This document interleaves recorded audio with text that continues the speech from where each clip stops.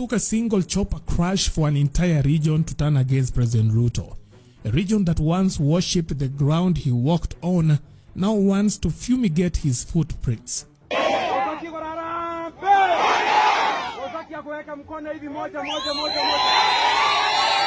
So what on earth did the Rift Valley kingpin do to warrant such hostility?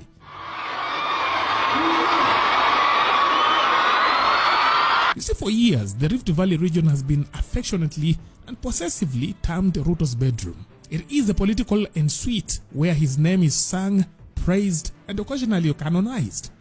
But following the tragic and sudden demise of Emurua Dikir MP Johana Ngeno, the sheets in the master bedroom are starting to feel awfully cold.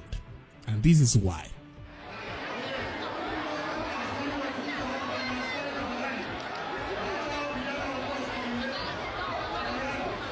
As thousands descended upon Narok County to view the remains of Ngeno, a man whose life was cut short in a chopper crash last week, the atmosphere was more of a political earthquake than of mourning.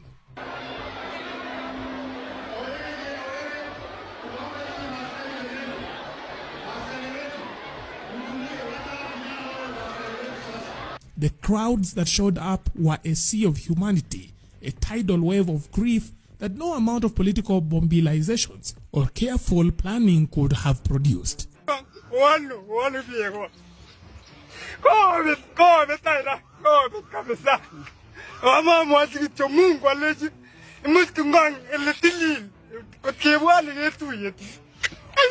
let's be honest.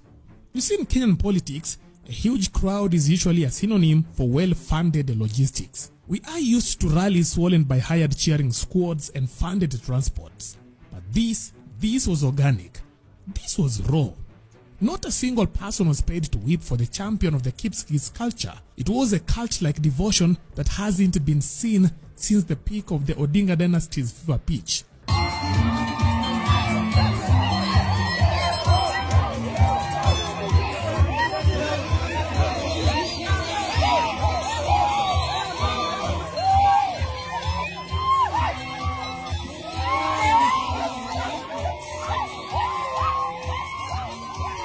And that is where the president's headache begins.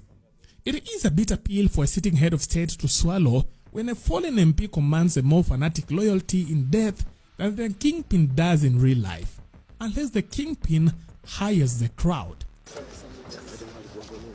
While Ruto has been comfortable in the belief that the Rift Valley is locked until 2032, the ground in Emurua Dikir is telling a different story. For instance, despite the organizing committee featuring figures close to President Ruto, including Kapseret MP Oscar Sudi, the mood among sections of the crowd was pure hostile. Mixed into the sea of mourners was a contingent of the one-term movement, the increasingly viral anti-Ruto slogan that loosely translates to render William Ruto a one-term president. The word alone is enough to spike the blood pressure in State House, and here it was, alive and well, thriving in the president's own backyard, right inside the Emurua Dikir.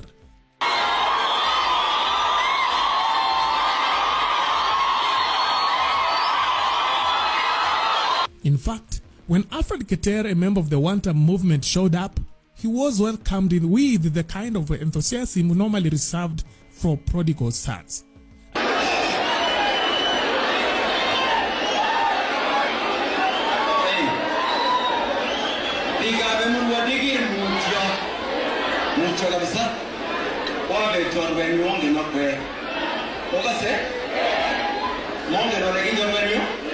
As if that weren't enough, after the ceremony, Keter took to the streets of Emurua Dikir to campaign against Ruto, right in what has long been considered a sacred pro-Ruto territory.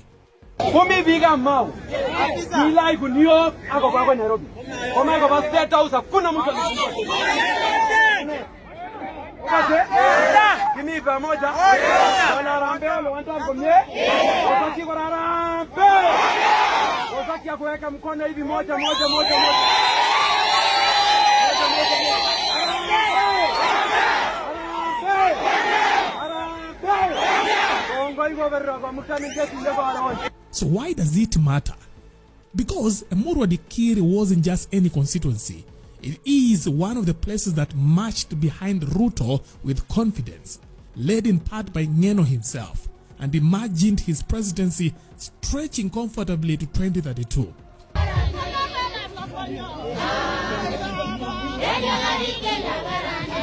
Opposition figures rarely campaigned there, not necessarily for the lack of interest, but because the political temperature made it feel like walking into a lion's den wearing steak perfume. Why sijatembea Rift Valley? Rais ananipiga nyumbani. Nikienda kanisani anatuma wahuni wananipiga. Anatuma polisi wananipiga. Mimi nimepigwa mara 24.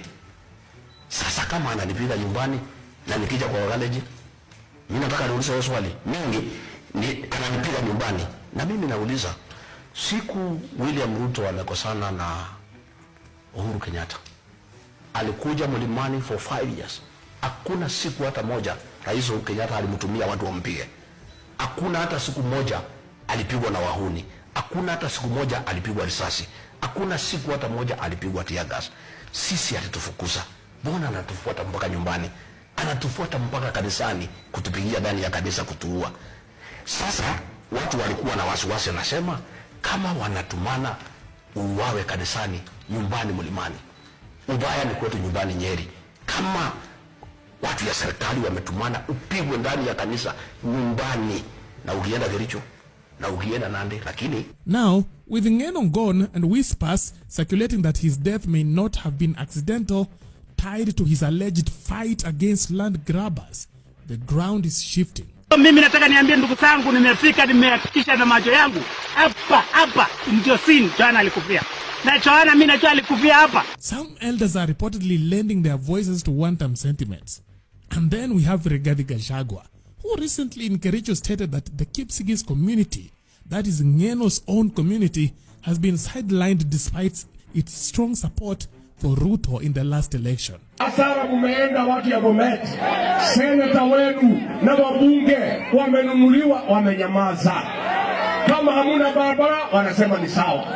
Kama hamuna madawa wanasema ni sawa. Kama hakuna stima wanasema ni sawa. Hawa wabunge mujitayarishe, muingie DCP, muwafukuza wote waende nyumbani. Pia mwingine ambaye tulifukuza kazi kule Senate, ati leo hako pale Bomet anajifanya vile yeye anajua kutetea watu wetu. Wewe, waje nikwambie wewe wa Munyoro, hata tukikosa watu wa kututetea afadhali tukae bila, lakini wewe hakuna mtu unaweza tetea. Wewe tunajua tabia yako. You are a tribal and an evil man that can never defend anybody's interest. So stop pretending as if you want to remind the president of the things that he promised us. We know what was promised. We know what has been done. We know what is pending. We know when it will be done. Stop pretending as if you can speak on our behalf. Nobody has appointed you kujifanya ati vile wewe unajua kutetea. Wewe unatetea nani na tunakujua? Mchana na usiku umekuwa ukizungumza maneno mabaya. Kwanza kuhusu jamii yetu. Kila wakati ukisimama unasema William Ruto sijui amepanga Kalenjins wafanye nini na nini. Leo unageuka unajifanya mtetezi wetu. Kwenda huko na hiyo tumbo yako kubwa wewe. His remarks quickly circulated across the region. Since then, Mura Dikir has been giving Ruto's allies side eyes. Wakati Ngong na wengine hapa waliambiwa wakuje kwetu kunipiga vita, Ngong alikataa, hakukuja.